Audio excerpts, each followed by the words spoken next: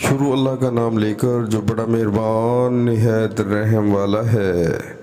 اے بنی اسرائیل، میرے وہ احسان یاد کرو جو میں نے تم پر کیے، اور یہ کہ میں نے تم کو اہل عالم پر فضیلت بخشی۔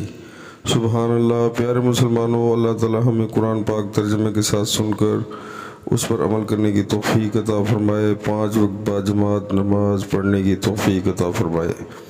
پیارے مسلمانوں، اللہ تعالیٰ نے ہمیں ہدایت کے لیے قرآن پاک کی کتاب عنایت فرمائی ہے، اور ہم جو ہے اس کتاب کو پڑھنے میں بہت ہی غافل ہو چکے ہیں۔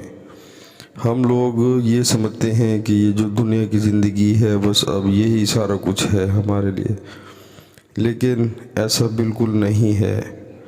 دنیا ایک عارضی مقام ہے، یہاں سے ہم سب نے کوچ کر جانا ہے، اور ہمارے اعمال جو ہیں بس وہی ہمارے ساتھ جائیں گے۔ اور ہمیں پیارے مسلمانوں یہ غور کرنا چاہیے کہ اللہ تعالیٰ نے ہمیں مٹی سے پیدا کیا ہے، مٹی سے بنایا ہے، اور ہم جب قبر میں جاتے ہیں تو یہ مٹی جو ہے زمین والی مٹی میں مل جاتی ہے، یعنی کہ ہماری صرف ہڈیاں بچتی ہیں۔ تو پیارے مسلمانوں، ہمیں اس چیز کا غور کرنا چاہیے کہ اللہ تعالیٰ نے صرف آزمائش کے لیے ہمیں پیدا کیا ہے کہ ہم اس دنیا میں کیا کیا اعمال کریں، اور ان کا یعنی کہ کتنا کہ ہم اللہ تعالیٰ کا حکم مانتے ہیں اور کون کون سے اعمال کرتے ہیں، آزمائش ہے۔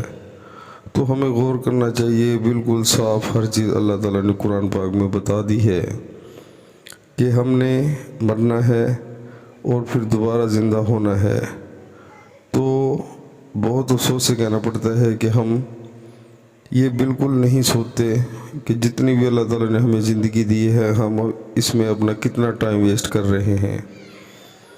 ہمیں چاہیے کہ جیسے ہی اذان کا ٹائم ہو دنیا کے سارے کام چھوڑ کر اللہ کے حضور جھک جانا چاہیے۔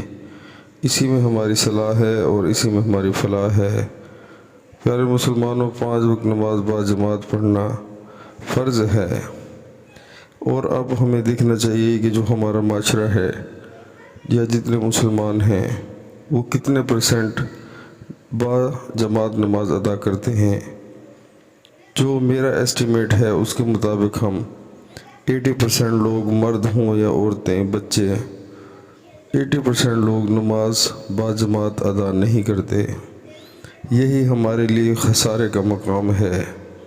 ہمیں غور کرنا چاہیے، خود بھی عمل کرنا چاہیے، اور اپنے بچوں کو بھی اس کی تلقین کرنی چاہیے، اور شیطان کے رستے سے بچنا چاہیے۔ پیارے مسلمانوں، عمل کریں اور اللہ تعالی ہماری مدد فرمائے، انشاءاللہ بہت فائدہ ہوگا۔ السلام علیکم ورحمۃ اللہ وبرکاتہ۔